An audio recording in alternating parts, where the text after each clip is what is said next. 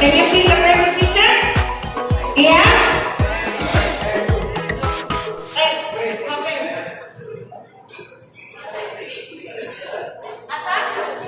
Yeah? To the left? To the left? So two. What else? To the right? What else? Do we still have more? Parang wala na? Ha? Wala na. Okay.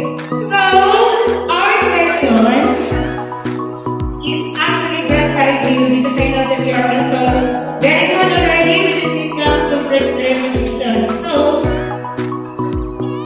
the objectives are, you're going to list the prepositions from a song, pick out the objects of prepositions, use prepositions for giving and following directions, and complete sentences with appropriate prepositions. So you will be having different activities that you can use in your classroom for this one.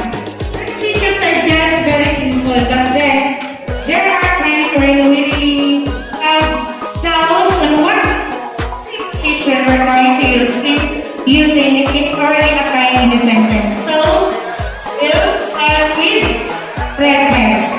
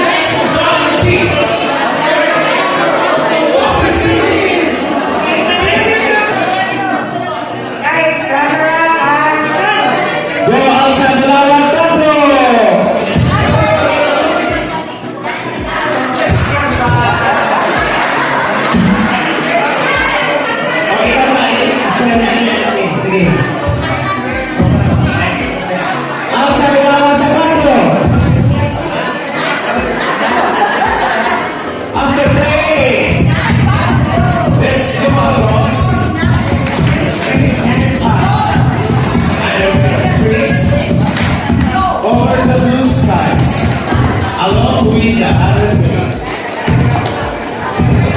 Guys, for the evening.